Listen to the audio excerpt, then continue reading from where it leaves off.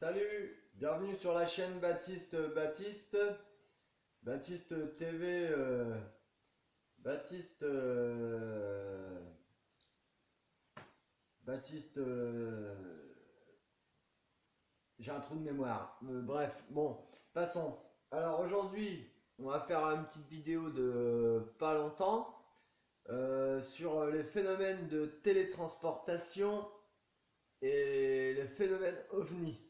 On pourrait remplacer le mot télétransportation par abduction. Mais là, pour le coup, on parle de télétransportation.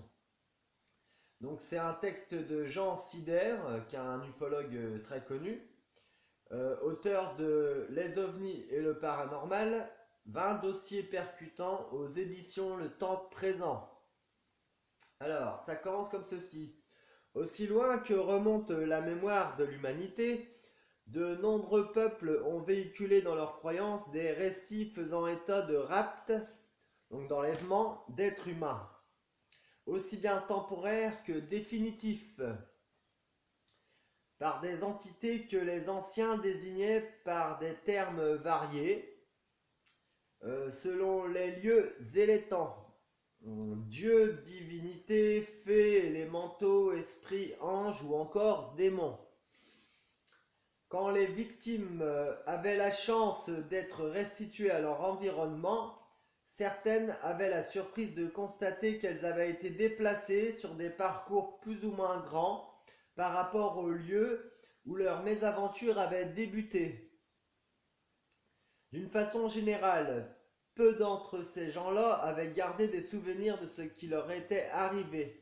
D'autre part, selon ces faits qui émanent des traditions populaires, des individus des deux sexes seraient restés retenus plusieurs années par leurs ravisseurs, alors qu'ils avaient eu l'impression de n'être restés qu'un jour ou deux au pays des fées.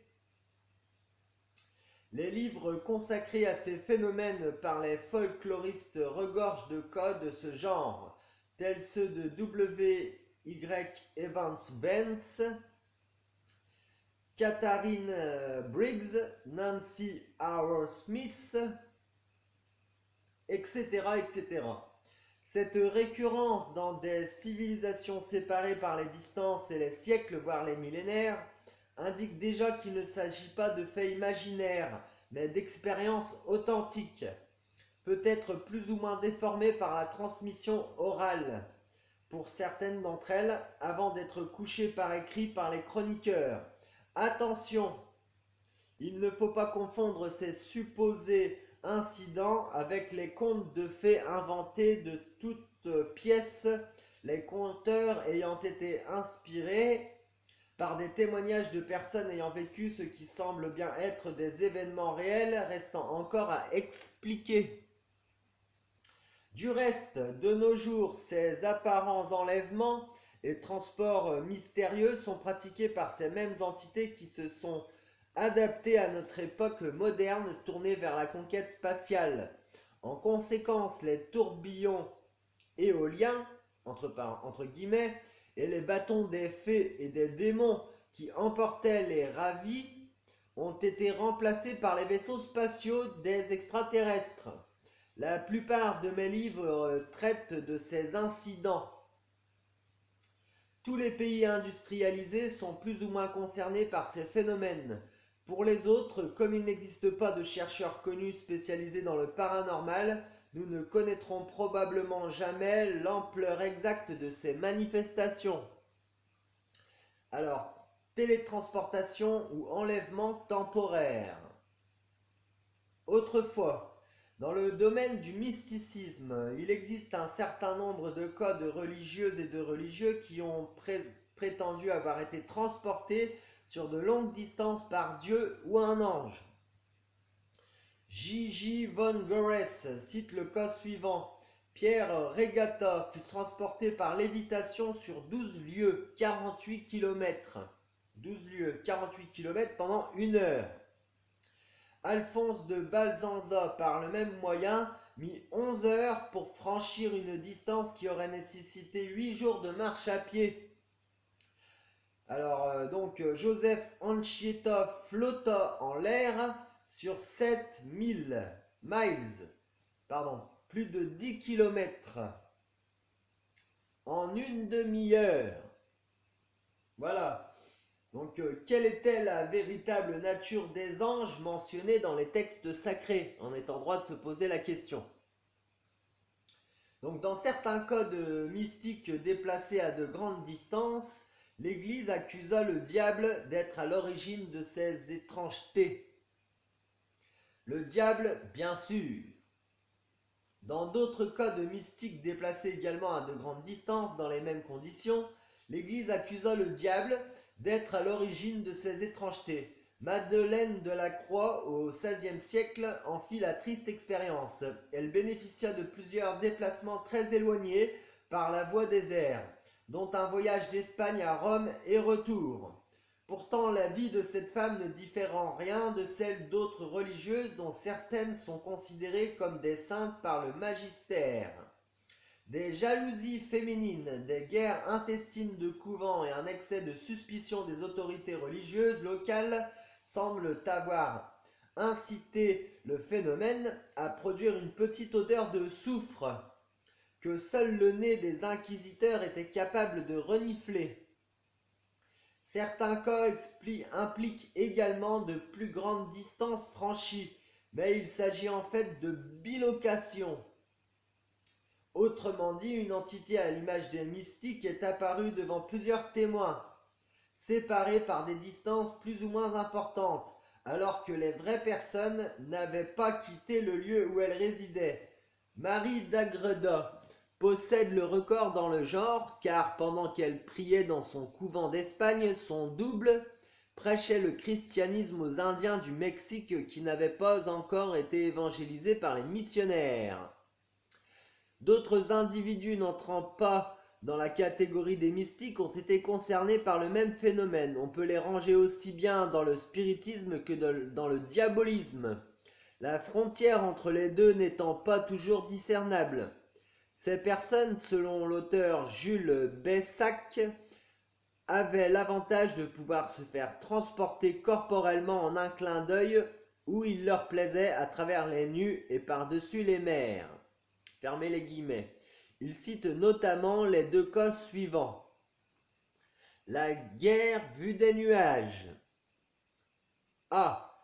Le curé de Bargota près de Viana en Espagne. On raconte qu'il assista depuis le milieu des nuages aux guerres de Ferdinand V en Italie et à plusieurs de Charles Quint. En quelques minutes, il avait vu et était de retour. Il annonçait ensuite les victoires le jour même où elles avaient été remportées, ce qui se confirmait par la suite quand les courriers officiels venus des champs de bataille parvenaient à la cour de Madrid. Il réussit donc à échapper au bûcher, grâce à un mensonge astucieux qui mystifia les inquisiteurs. Petite parenthèse, dans certains cas, le mensonge est le plus saint des devoirs. Ça, c'est moi qui le dis, mais bon, c'est une petite parenthèse. Il réussit à échapper au bûcher, donc, grâce à un mensonge astucieux qui mystifia les inquisiteurs. Il leur fit croire qu'il avait sauvé la vie du pape en déjouant un complot ourdi contre lui, information qu'ils disaient tenir du diable lui-même. Il aurait mis le souverain pontife au courant de ce qui se tramait contre lui et ce dernier lui aurait donné l'absolution en le faisant prêter serment de renoncer à solliciter la magie du malin. Ouais. L'absolution papale pour les inquisiteurs correspondait à une grâce devant laquelle ils devaient s'incliner. B. Le docteur Don Eugenio Torralba, médecin de Cuenca en Espagne, prétendait avoir un esprit familier qui l'accompagnait sous les traits d'un beau jeune homme à cheveux blonds qui se faisait appeler Zéchiel, avec un Z, nom qui en espagnol correspond à Ézéchiel. Effectivement, grâce à Zéchiel, le médecin pouvait parcourir de très grandes distances en peu de temps. C'est donc par la magie de cette entité que le docteur Torralba put effectuer plusieurs voyages d'Espagne en Italie et vice-versa à partir du début du XVIe siècle. De même, cet être l'informait des issues heureuses ou malheureuses des expéditions monter contre les Maures, M-A-U-R-E-S, et annonça même au cardinal Ximénez, 6 ans à l'avance, qu'il serait roi un jour à la mort de Ferdinand le Catholique, ce qui s'avéra exact. Il réussit à échapper au bûcher inquisitorial grâce à l'autorité d'un puissant protecteur, l'amiral de Castille, don Federico Enriquez. Car le docteur Torralba n'était autre que son médecin de famille. Cervantes a fait allusion à cette affaire dans Don Quichotte, partie 2, chapitre XL1. Je sais pas ce que c'est. XL1, ouais. Les grands jours de la sorcellerie. Page 70. Un cas similaire au soldat espagnol dont le cas a été cité dans un précédent article a été signalé en 1655. Un homme fut transporté en un clin d'œil du Portugal à Goa, dans l'est des Indes. Pour lui, l'Inquisition fut sans pitié. Le curé de Bargota en Espagne aurait assisté depuis le milieu des nuages aux guerres de Charles Quint. Alors donc, intéressant. Le spiritisme d'il y a 100 ans a aussi produit quelques témoignages de transport physiquement réalisés. Alors, il fut accusé d'avoir passé un pacte avec le diable et conduit au bûcher. Cette affaire, qui manque singulièrement de précision, a été rapportée en 1695 par un chroniqueur anglais, John Aubrey, dans son livre Miscellanis. J'ai également publié dans mes livres des cas entrant dans la catégorie des transports au sabbat, du Moyen-Âge et de la Renaissance. Des hommes et des femmes enlevés par une entité diabolisée par l'Église ont été abandonnés très loin de leur domicile, parfois plus ou moins dénudés. Par exemple, le terrible inquisiteur espagnol A. de Torquemada, dans son livre, a signalé un code de ce genre. Un homme transporté au sabbat devant le spectacle incroyable qu'il avait sous les yeux fut incité à invoquer Dieu. Dans le même instant, il se retrouva si loin de son village qu'il mit 3 ans pour y retourner en mendiant sa nourriture en cours de route. Ouais. Histoire en forme de dialogue. Page 293 pour les annotations. Spiritisme et voyage aérien.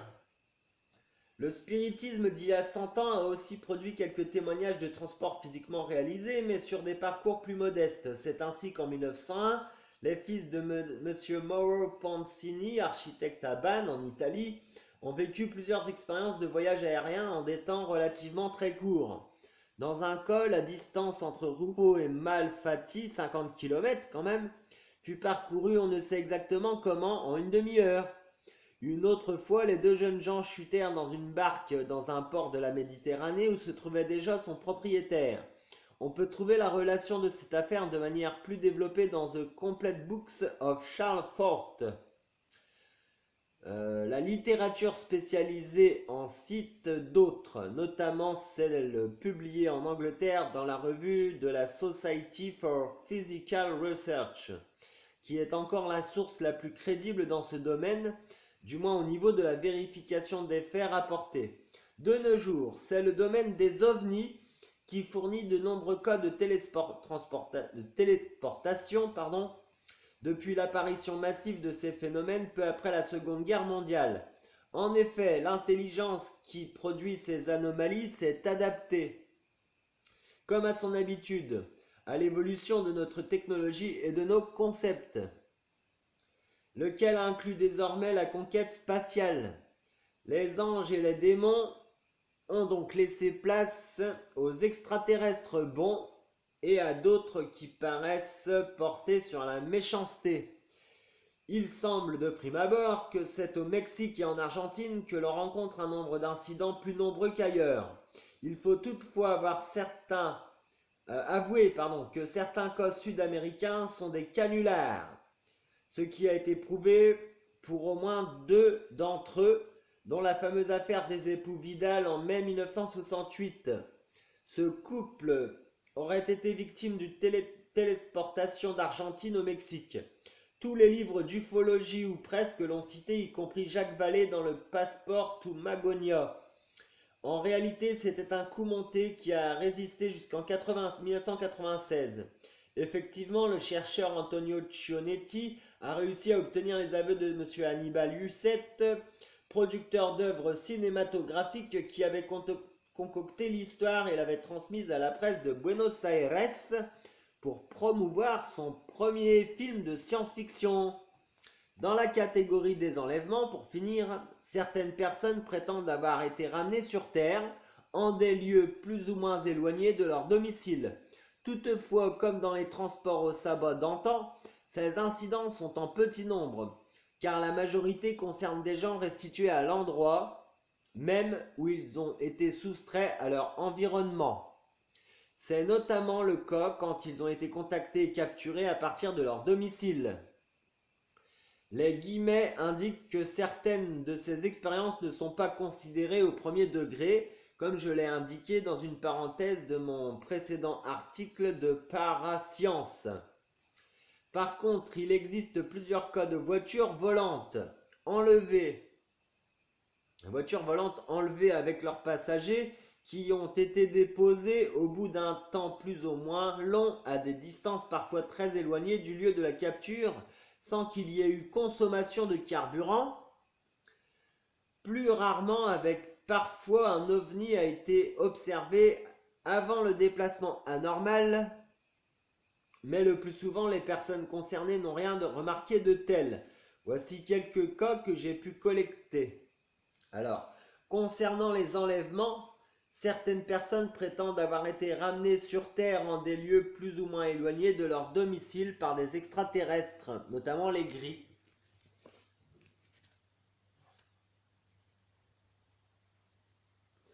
Voilà, donc vous voyez dans les yeux, on peut même voir un personnage dans les yeux, on voit une personne, on voit quelqu'un, voyez-vous?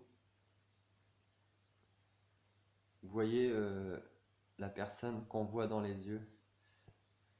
Voilà, c'est très intéressant. Donc voilà, c'est pour terminer. Ça fait partie des complots et des dossiers secrets des mondes étranges. Voilà, voilà. Donc c'était le phénomène des téléportations et le phénomène ovni, donc qui a été apparenté plutôt aux anges, aux démons, au diable et à Dieu, mais qui avec le temps a pris une source autre, notamment les extraterrestres, bons ou méchants. Voilà, donc pour ce petit topic sur les abductions, les téléportations et disons leur coupable, entre guillemets, leur responsable. Voilà, merci d'avoir regardé cette vidéo et je vous aime, big up. Merci d'être fidèle, salut!